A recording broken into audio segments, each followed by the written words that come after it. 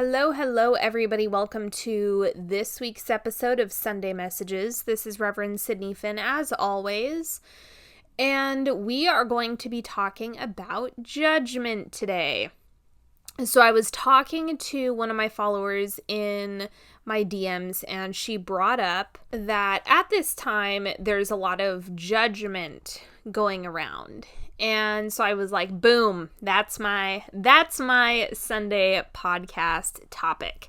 So we are going to be unpacking judgment.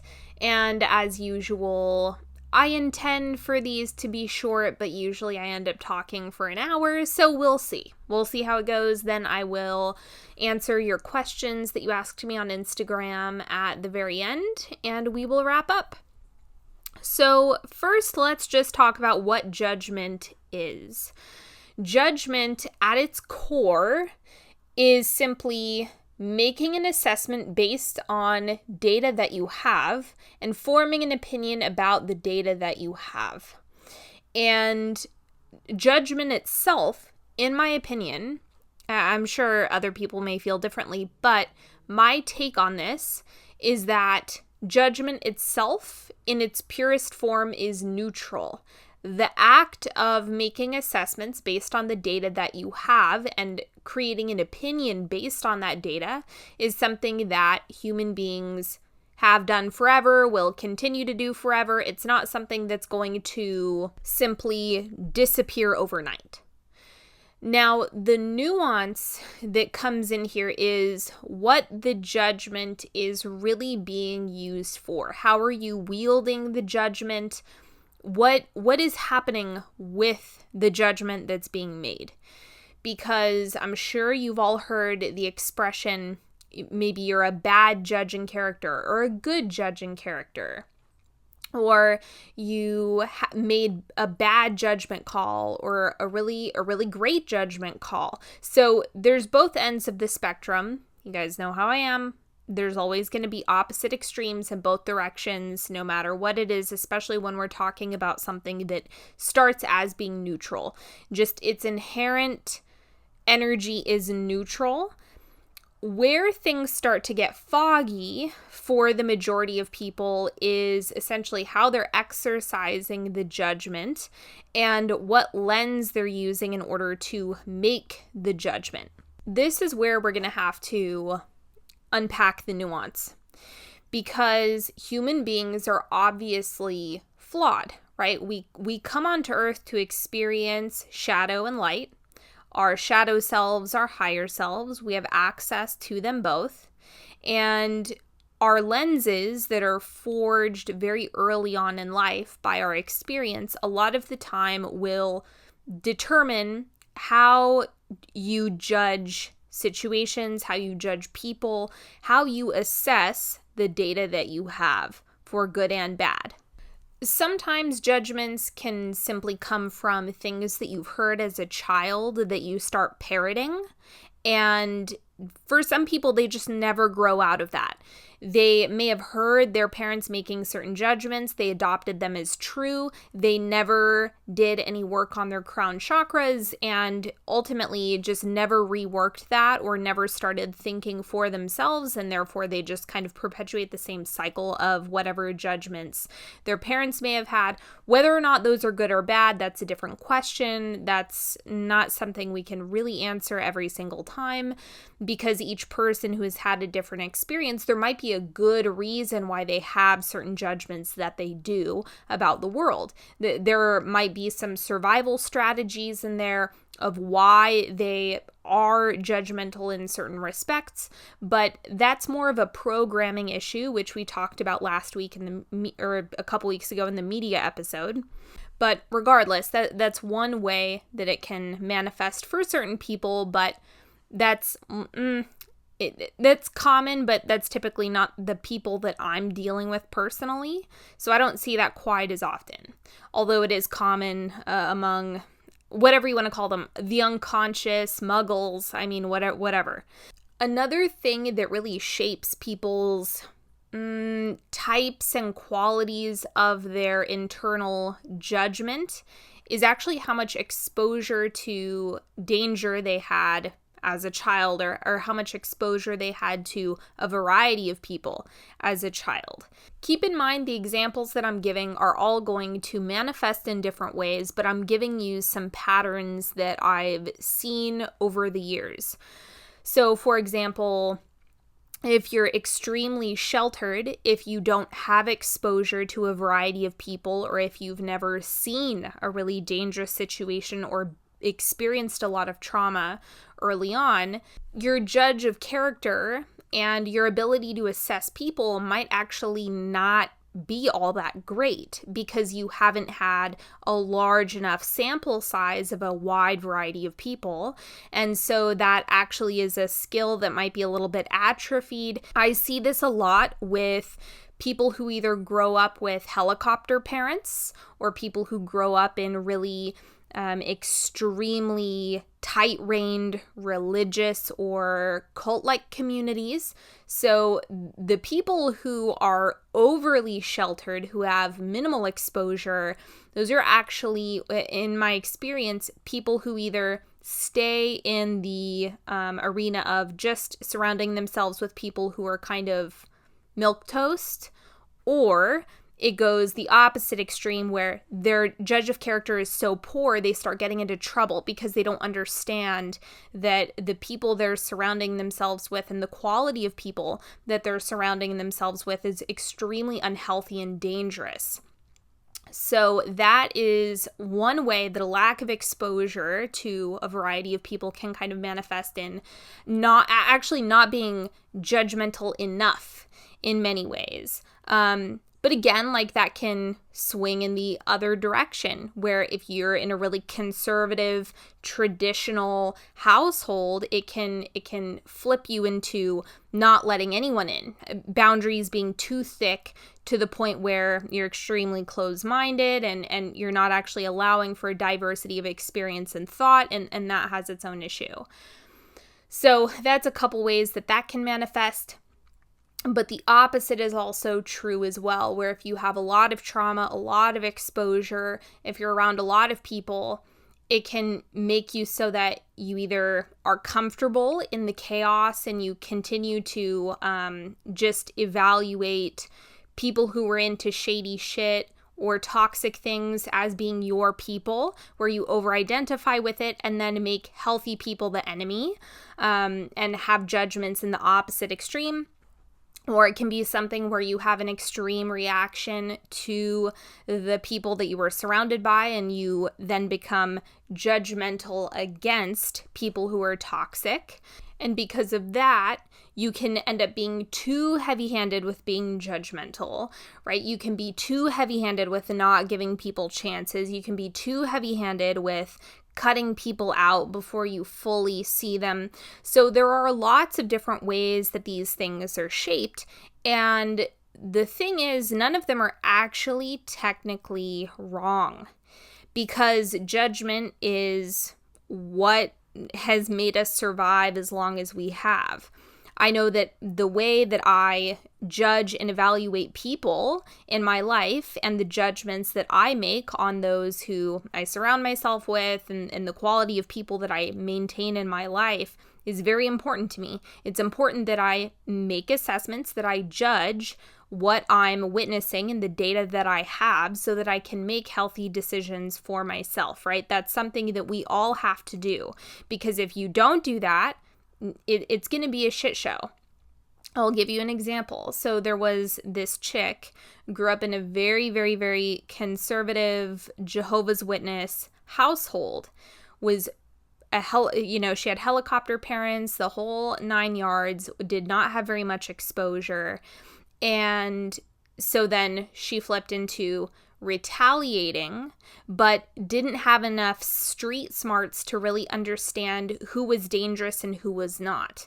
So when I met her, we were basically the youngest people working at the restaurant that we were at, and it was before we were legal drinking age, so we kind of just ended up becoming friends because we were the odd men out. And she was a really, really interesting character. She was super bubbly and fun and just had like this big bright smile, and she was very charismatic and attentive to people, which I always found really interesting. But she was also a drug dealer, and you would never have guessed it ever. She's a very, very interesting character. But the more that I got to know her, I realized that she really had no clue who she was surrounding herself with. And because I had been around so many drug addicts and so many drug dealers growing up, by the time I met her, I was like, oh no, you are like neck deep in a world that I don't think you fully understand. I never told her this, but she was constantly getting herself into dangerous situations. She did not understand boundaries, and in my opinion, I mean, she wasn't judgmental enough, because she was one of those like hippie, I'm into free love, whatever, we don't need boundaries, and that got her into a lot of trouble a lot of the time. She was in very frightening, unhealthy relationships that were damaging to her mind and body, to her emotional body. I mean, it got dark when I was friends with her at that point in time.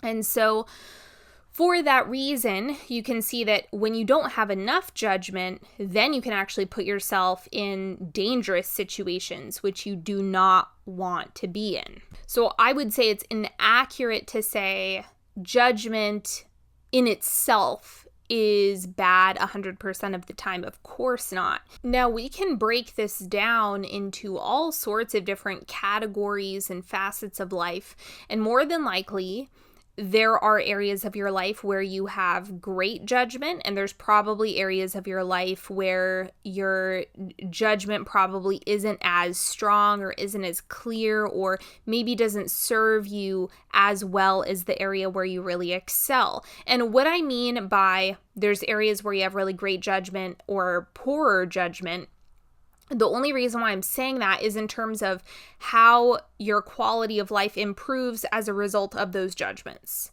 So, for example, if you have really, really, really severe relational wounding that makes you a very poor judge of character in your romantic life, that's actually atrophied judgment, which you would essentially have to rebuild in order to be able to identify who's healthy, who's right for you, who is not. It's a type of judgment. But there are all different categories of different ways that you're going to be judging things within your environment, within your life. And these are things that you can sharpen over time. So your judgments can improve over time. In the same breath, there's probably a lot of things, or at least several things, that you might be extra fast to judge even when you don't fully understand it. And this is where you do want to exercise a little bit more caution. I'll give you one of my own examples because I think that's easier to explain. So my best friend is an addict. Like, she'll get addicted to plenty of stuff, like you name it, she can probably get addicted to it. Just is that part of her system is very alive and well, and she knows it, and she's aware of it, and she works on it and manages it and everything like that.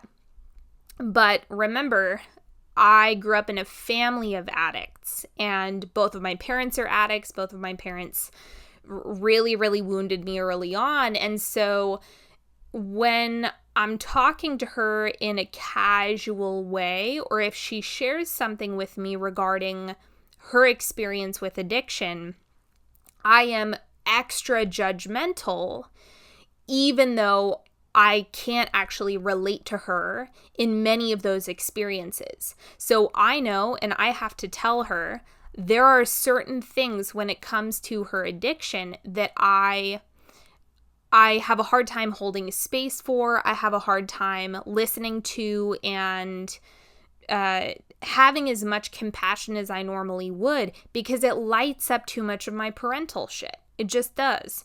And the reality is that the way she experiences a relationship with something like alcohol or relationships or gambling or whatever, the feeling and the process around that is night and day. It's something that I literally cannot fully wrap my head around in the way that she can, because she's having that experience in this lifetime. And she also knows. My best friend reminds me of my dad so much. So much. So it's a double-edged sword. In some areas, I'm extra judgmental, and she knows that about me. And there are certain things that it's like, I'm not the person to go to with very specific addict things, because I am not having the same experience in this lifetime. But none of that is bad. This is a self-awareness game more than anything else. And my judgments, of course, when it comes to someone that I have a close, intimate relationship with, and when we're talking about addiction, I am going to be extra sensitive to that, and I'm going to be extra judgmental about that, because I go into defense mode, right? My entire system is built and designed to protect myself from dangerous people. That's what I spent my childhood doing and my young adulthood doing. But the thing here is that neither of our experiences are wrong. The fact that I have wounding that in my intimate relationships makes me really, really resistant to co-signing any type of nonsense with addicts, or anything that even smells like addiction in my book, is I immediately judge it. And I'm not angry at that part of myself that's hypervigilant. I don't judge the part of myself that's hypervigilant. She kept me alive for a really long time. She protected me for a really, really, really long time, and she's good at her job. She knows what she's doing. She can smell bullshit a mile away. And it's not something that I will ever demonize about myself. But it's also something that I have to be transparent about in my intimate relationships, right? It wouldn't be healthy if I walked into a conversation with my best friend and I was mean, nasty, and judgmental, and going completely unconscious and letting that system take over. The healthy version of me both holding compassion for that part of myself that is extremely judgmental and is working really hard to protect me and keep me safe is to give that part a voice, but also let my best friend know what's happening for me and why I am this way, and some of the things that I'm experiencing when she's talking about her experience as an addict in this lifetime. So there's a whole dance that kind of has to be done with judgment, especially in intimate relationships. At least that's been my experience, but it's not something where my expectation is now going to be, well, I shouldn't have any judgments towards addicts or people who are experiencing addiction in this lifetime. Because the reality is, when I'm in work mode, when I have a client who's struggling with addiction or a compulsive behavior, I'm a different person. I have a different part of my mind and my spirit are at work at that time. But in my intimate life, in my personal world, and in my personal relationships, there's a very different part of me that is coming alive at that time. And so I don't put away the parts of me that are judgmental in my intimate life. I don't put away those parts. I'm actively healing those parts in my intimate relationships. But when it comes to work, that's not my space to be doing healing, right? That's my time to be professional and be neutral and being able to ground myself into only supporting people in their healing process. So I just wanted to make that distinction as well for those of you who are curious. This stuff is complex, but what I want each and every one of you to know is that judgment makes sense.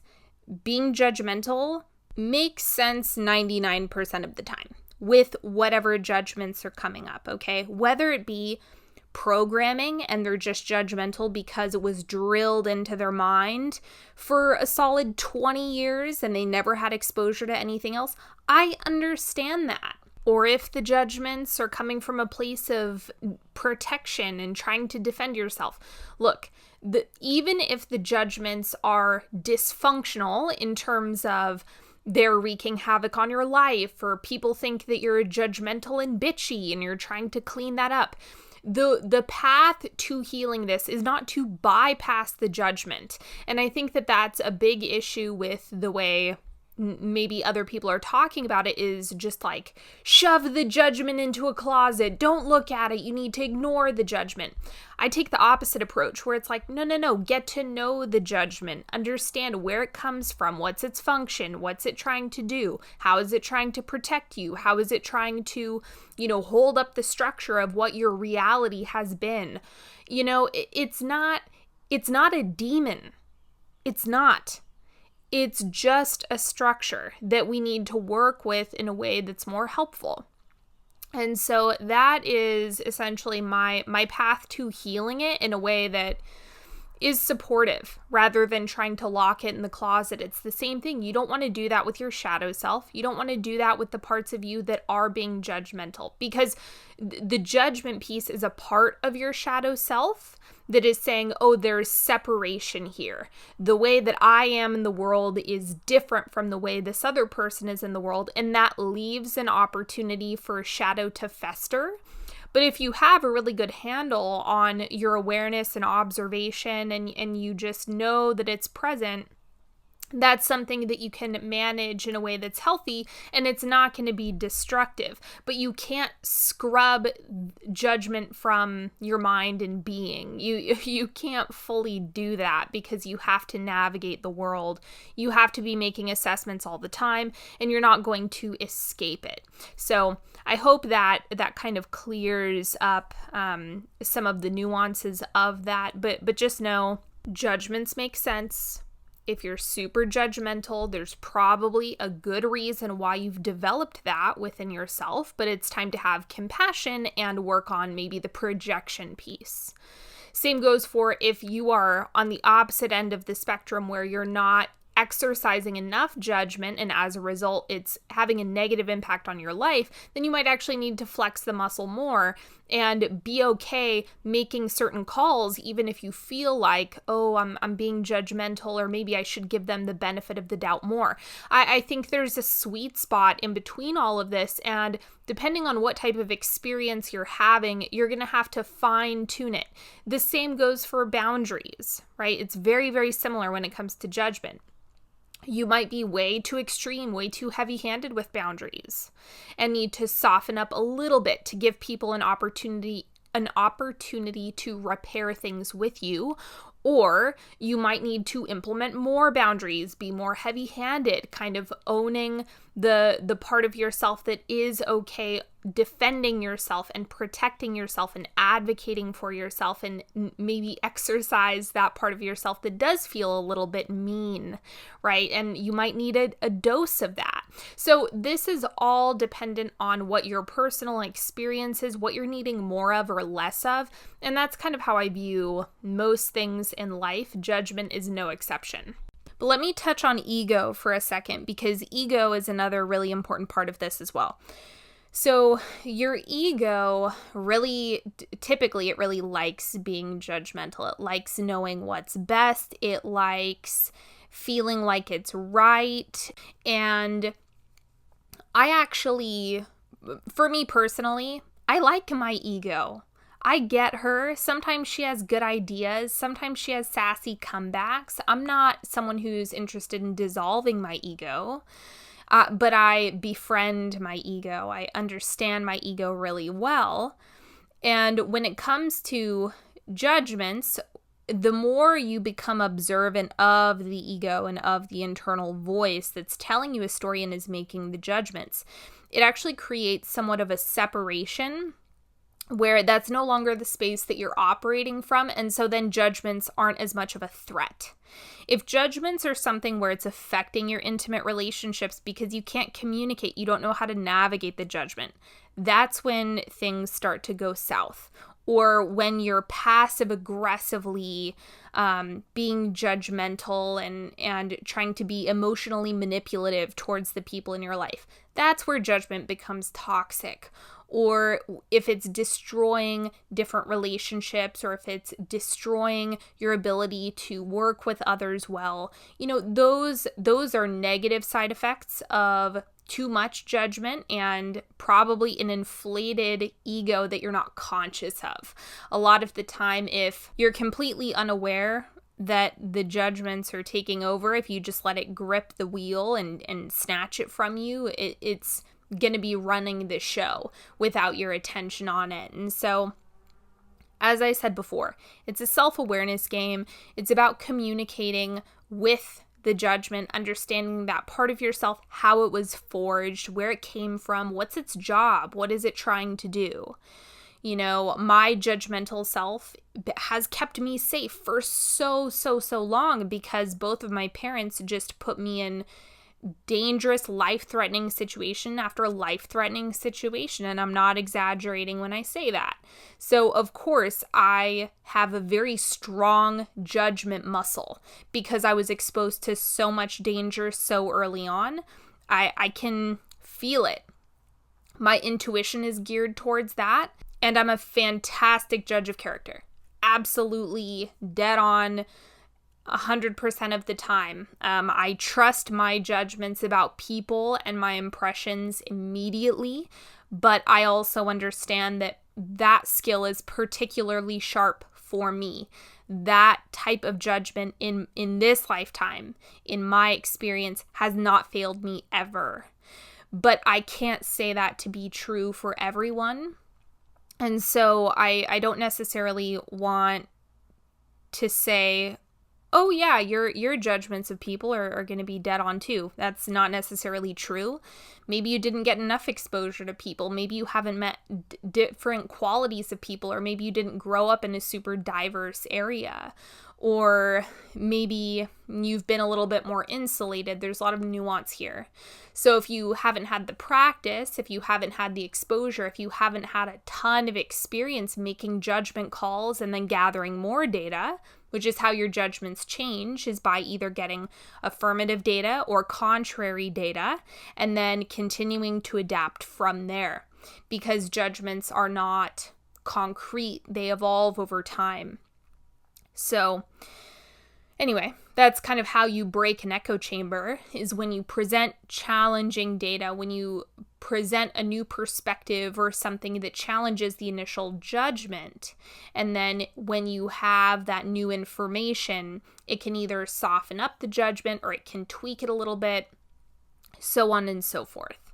So let me put this into more of a practical application for how judgment can show up for people, because when I say judgment, I think the majority of the time people immediately go into, well, my mom judges what I'm eating, or my friend is judging the relationship that I'm in even though I'm really happy.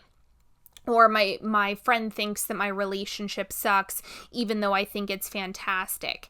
And a lot of this stuff is ultimately just wounding or conditioning or an inflated ego that is running amok, that the person isn't conscious of. So going back to the example with my best friend, if she's talking to me about some stuff that she's experiencing with her addiction, my only job is to understand how to not project that wound onto her, and also let her know what I can and can't do as a friend in that moment. Because in my intimate relationships, the addiction conversation kind of it caps out really quickly. Like, I don't have very much to offer in my personal life when it comes to addiction. I just kind of throw my hands up. And part of the reason why it caps out so quickly is so that, one, I don't slip into codependency,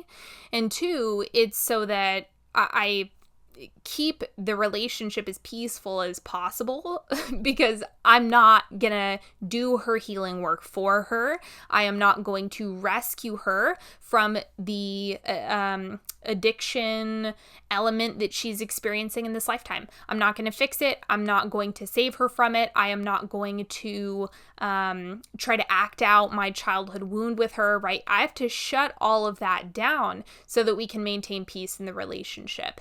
And this is where people typically don't do any work. They're like, no, I want to act out that childhood wound, or I want to be judgmental and enter into codependent agreements with you and a codependent energetic exchange with you because I'm trying to heal my shit.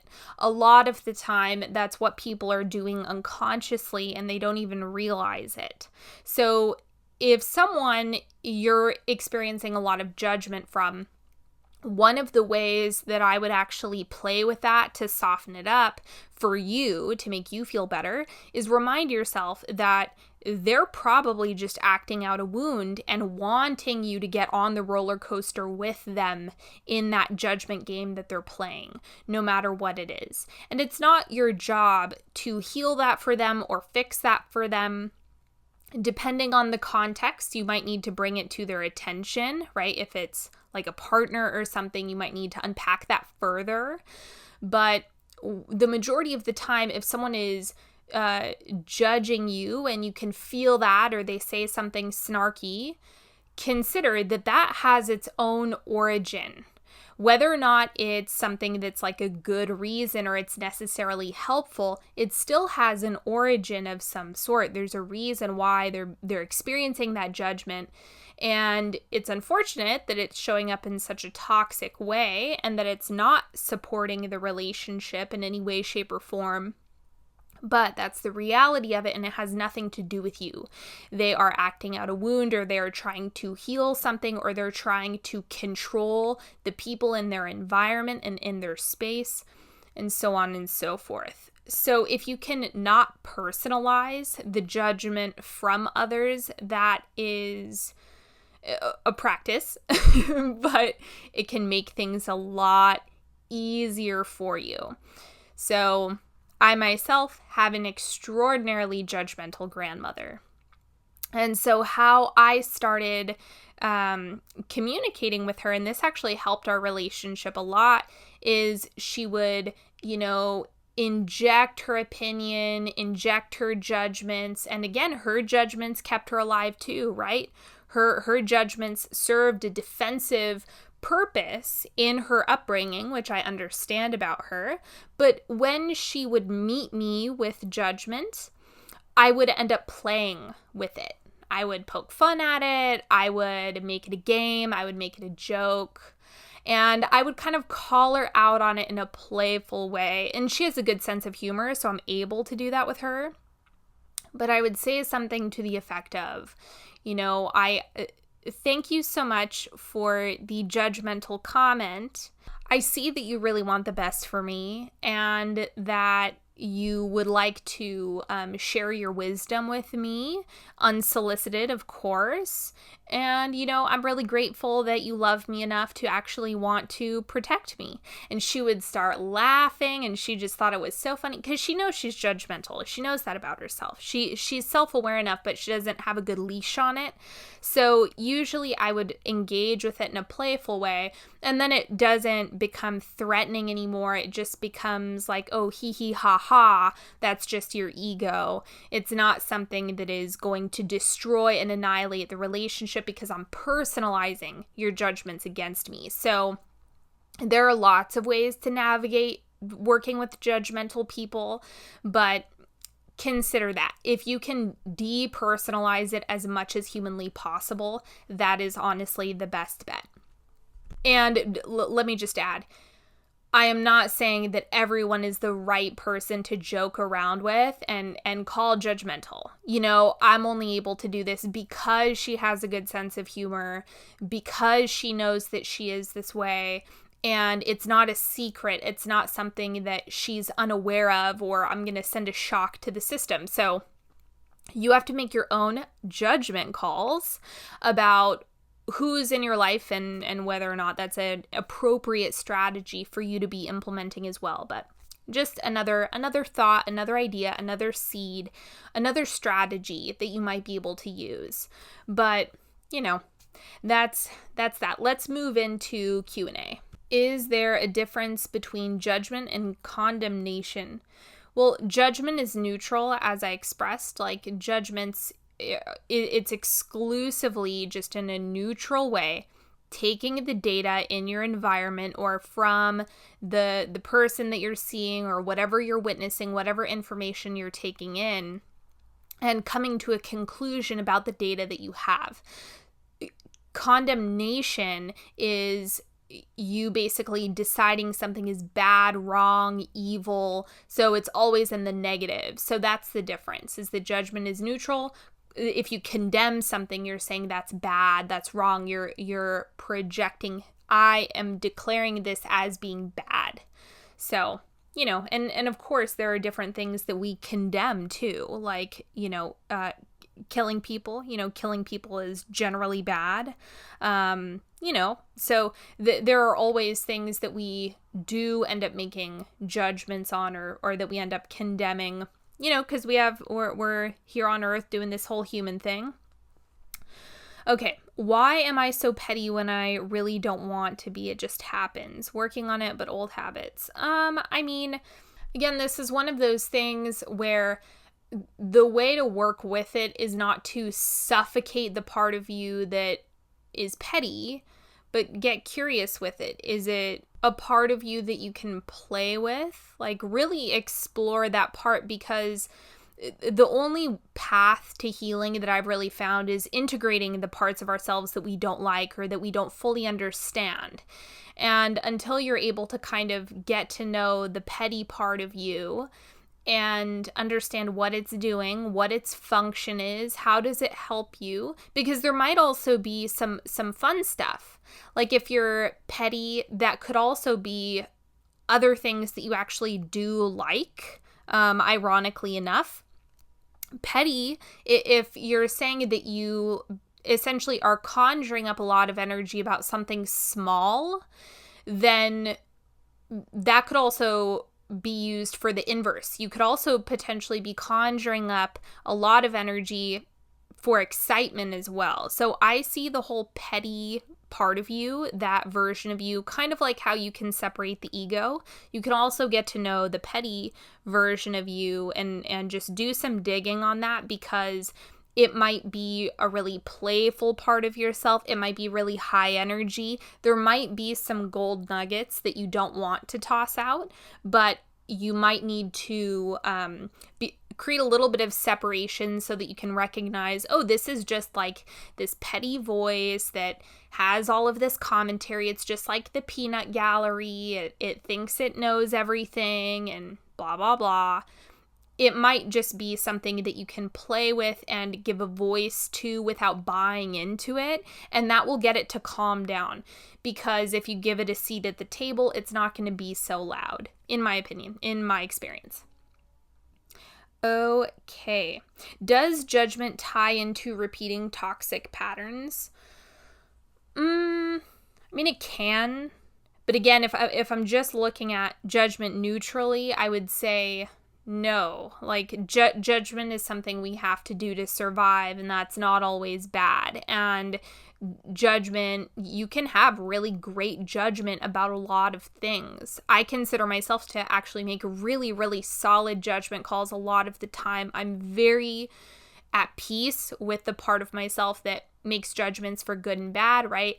And I catch myself on the parts that are getting judgmental in a way that could potentially be toxic, but a lot of the time I catch that. I know that part of myself well. I know why she's there. I know what her voice sounds like. I know she's just trying to do her job. So that is where the nuance becomes in how you're managing the voice, more than judgment being explicitly tied into an unhealthy pattern, because I don't think having judgments alone is inherently unhealthy. Because if you walked around trying to never judge anything at all ever, you'd go mad. You'd go mad because it would never stop. You would be exhausted by the end of the day. So there's no reason to put that much pressure on yourself to get rid of it completely. That's just not necessary. So again, it can, if it's programming, it can tie into toxic patterns or perpetuate a belief, or, it can do lots of things like that, but not in itself, not inherently. Okay, why is the spiritual community so judgmental? I have a few theories on this. So one is younger souls. So like, let's say you're kind of young and you're in this whole spiritual thing. Or maybe it's like your first lifetime breaking out of organized religion of any kind. Like, let's say you've been in organized religion up until this point in multiple lifetimes, and this is your first time branching out.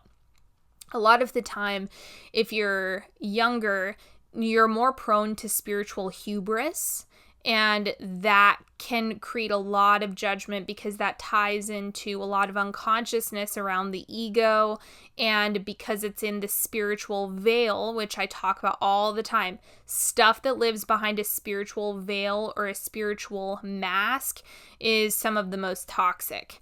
So if you haven't had enough lifetimes where you've either been a healer or you've been in a spiritual capacity outside of the box or outside of the status quo, then I find that to be something where they don't fully understand how vast things are. They don't understand the gravity of diversity on Earth. They don't understand that there is value in every human experience, and everything is sacred, and everything we can essentially boil down to being spiritual. I talk about this a lot. I can find God in everything, in every experience, in every perspective, in everything good and bad. I will find God somewhere.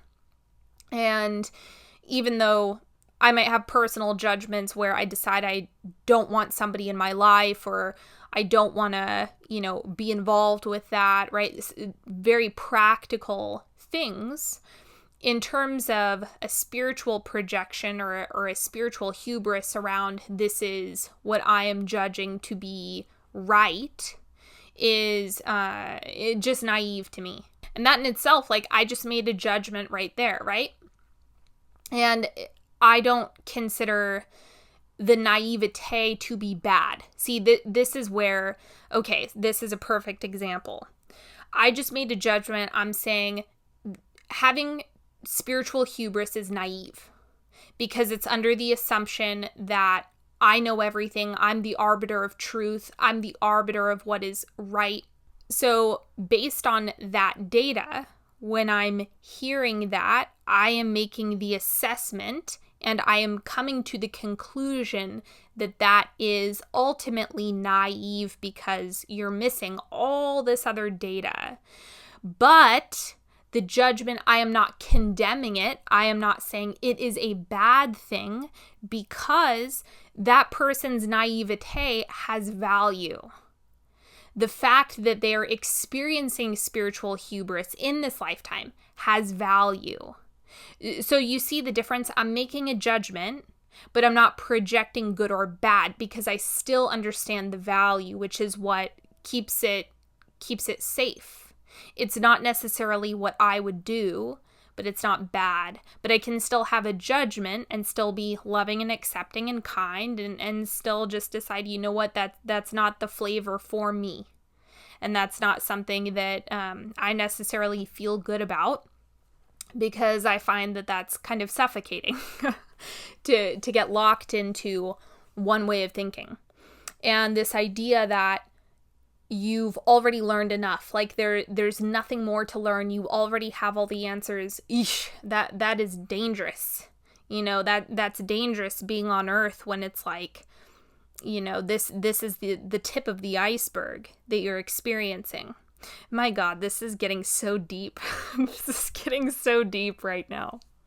But anyway, I think a lot of it has to do with on Earth right now, there's a lot of new spiritual souls. There's a lot of them. It's actually, there's a high concentration on Earth right now. And so I think part of it is quantity that you're seeing. I think a lot of it is that spiritual people genuinely do want to help others. And when they think that they have the answers, they want to share that with as many people as they can. And they want people to buy in because they truly believe that they're able to improve people's lives. I'm not mad at that intention. I think it's a little bit misguided. Like I said, I don't think it's necessarily the best way to do things, but I'm doing my own thing. I have my own life experience. I have my own path. But in the same breath, the spiritual people who have a lot of spiritual hubris, who believe that their way is the right way and that's the only way, I mean, I still cannot deny the reality that they could be helping a lot of people. They could be waking up a lot of people, and the right students for that practitioner or the right followers for that practitioner will find them. And then maybe the followers outgrow them, or things change, or the person wakes up to how much they really don't know because they're only in one body. And that's the other thing that I find with spiritual people. This is why I'm saying they're young. This is why I'm saying they're younger souls, because when you've incarnated enough times, all of a sudden you're like, oh, this is just one body that I'm experiencing right now. This is just one set of circumstances that I'm experiencing. But my lens is going to be coming from this one body, this one set of circumstances, this one hand of cards that I have right now in this life. And that is not something that's permanent. So you kind of transcend this idea that how you're experiencing the world now is universally true because you've incarnated a lot. So that's my take on it. But the judgment and the I genuinely do think that a lot of people think that they're doing good work and that they're helping. That they're helping, and that's why they're so heavy-handed, even though it probably doesn't feel good to a lot of people. How can you heal from a mindset of, if I'm judging others, then others have to be judging me? Well, I think that you can kind of get neutral with it. Judgment is a normal experience of the human brain. It's something that we have to do, that we do at all times. We're constantly analyzing and assessing what's happening in our worlds. We're making judgments about all types of things because it's part of how we navigate. And so the fact that someone might be making judgments about you, that's actually quite good. I would like people to make judgments about me so that they can decide for themselves based on who I am, whether or not I'm the right person for them. It's important for people to judge me. It's also important for, like, if I go on a date or if I'm dating somebody, we need to judge each other. That's an important part of the process. And I wouldn't want to be with someone who wasn't assessing and making judgment calls about whether or not they're the right person for me and vice versa.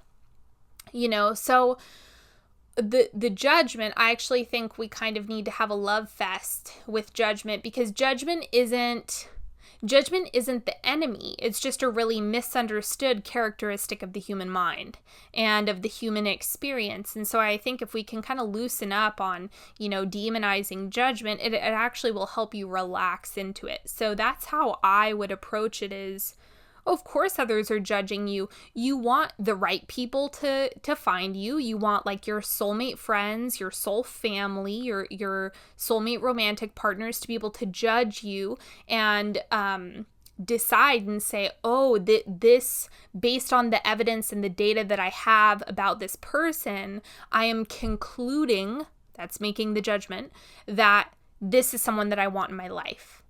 And you want that. That's how you make friends. That's how you get into relationships. That's how you find teachers and mentors, right? When you found my work, you probably looked at my Instagram or my YouTube, or you listened to my podcast, and you're like, hey, I really like this chick. I want to see more from her.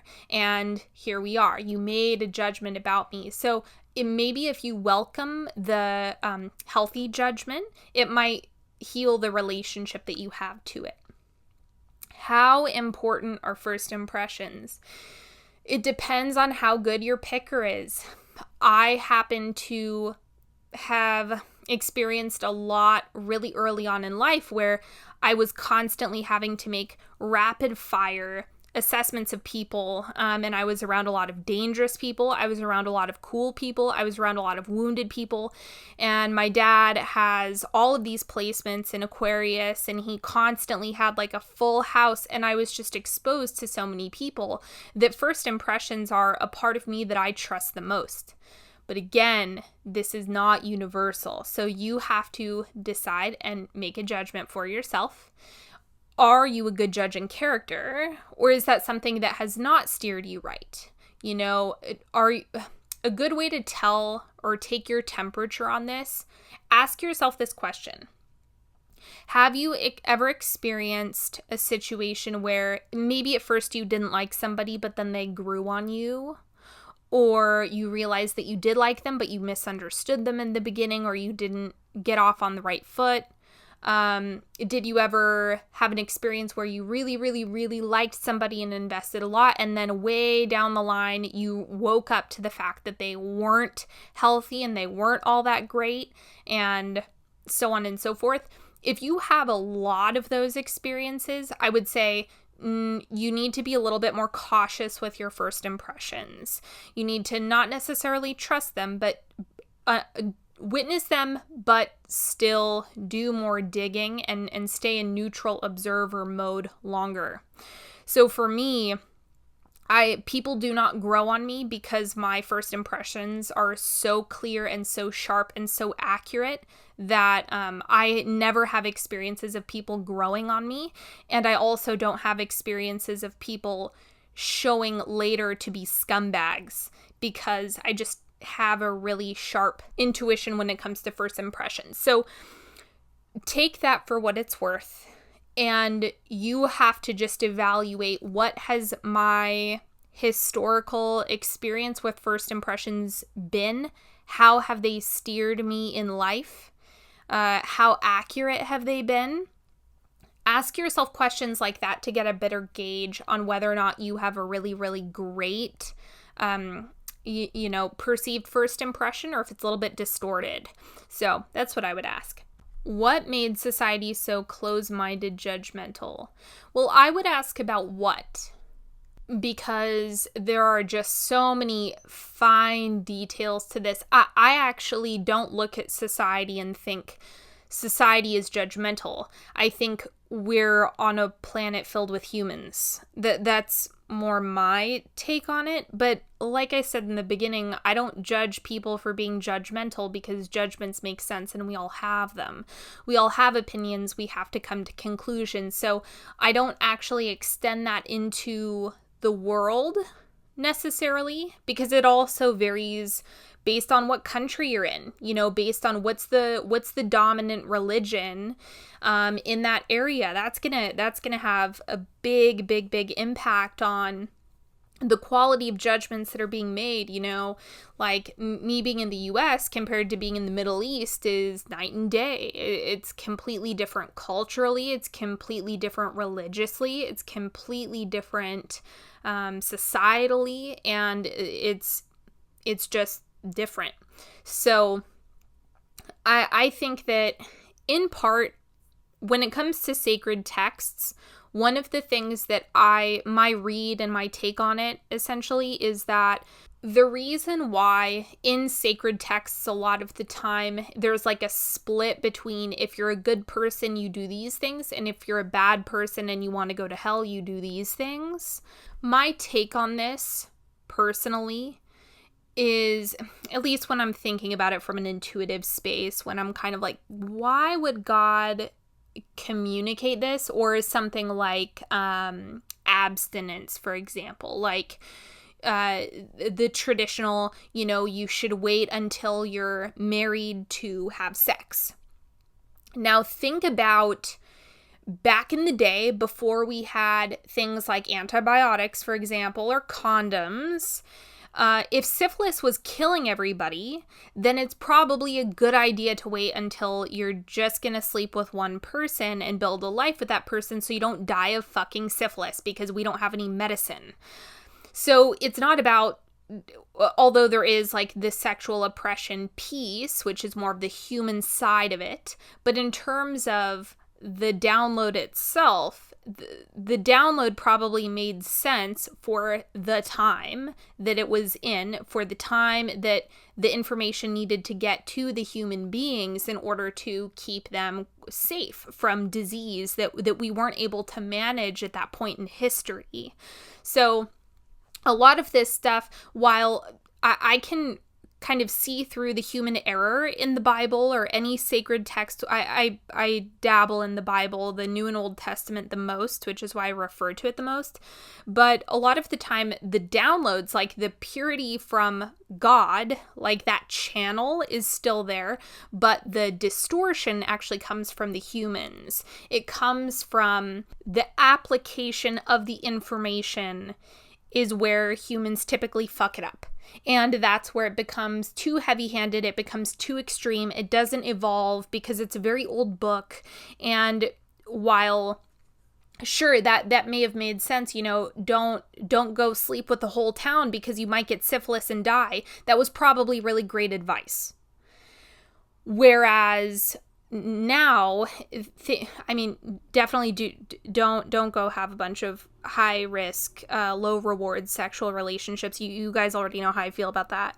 But, for emotional and energetic safety and whatever, you can go listen to my sex episode if you want to hear more about that. But I think a lot of what we experience as society's judgments in part do have to do with religion. They do have to do with tradition, or it has to do with people believing that they know what's best when they don't necessarily, which can go in the opposite direction. So it's kind of split. When I'm looking at it, you kind of have people who are way, way, way more traditional, who are kind of stuck, and then you have people who are like pulling opposite extreme in the other direction who are also kind of stuck. And we all know I have the mediator archetype. All I care about is meeting in the middle and finding common ground and making progress in the direction of let's find solutions that work for everybody, let's engineer it, let's make it, let's do it. But I digress. So essentially, when you're looking at the extremes of the judgment, a lot of the time those live on the opposite extremes of what people believe to be best. And we all like to believe that we know what's best. I like to believe that I know what's best, but I'm also aware enough to know that I don't. I don't always know what's best. The reality is that each of us has our own wisdom as to what is best for us, but we cannot fully answer that question for others. So that is my 2 cents on that. How powerful is psychic influence on one's judgments towards another, and does it depend on the receiver? So I would say, part of me doesn't even want to answer this because I don't think that being psychic alone makes you a good judge. I have not found that to be the case. I think that some of the most practical, grounded people on earth who are very far from being spiritual or tapping into their intuition are actually really good at making judgments. There is also a lot of psychics who have terrible, terrible, terrible judgment, like truly making poor decisions and, fumbling around and can be a hot mess. Like, that exists too. So there's too wide of a variety I'm kind of biased because I know a lot of unhealthy psychics. I know a lot of dangerous psychics. When I say that, I mean, bad for the physical body type of dangerous. So yeah, I can't really answer that. It just depends. It's a case-by-case thing. Okay.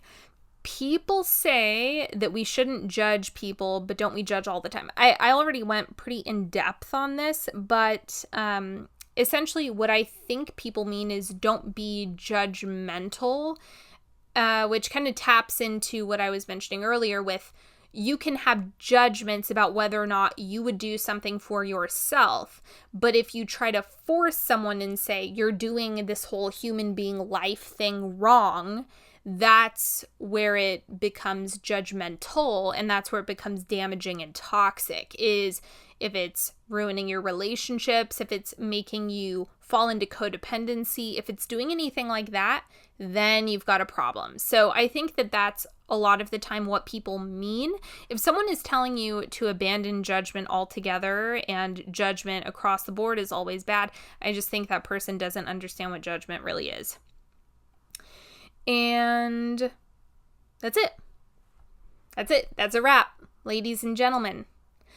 Oh boy, this was not what I was expecting for this episode, but I am so glad that you have hung out with me through it, and I'm glad you have joined me this beautiful Sunday, and I am sending you all so much love and so much protection, and I hope that you are all doing well.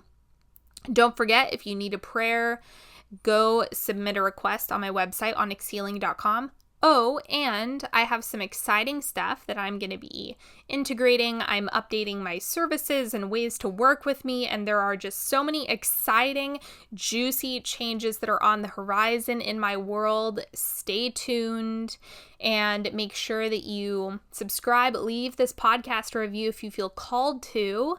Sign up for my newsletter if you want to stay up to date on all of the wonderful stuff going on in my world. And you also get a reading sent to your inbox every single Sunday. Check it out. And I will talk to you all later. Have a good one. Bye-bye.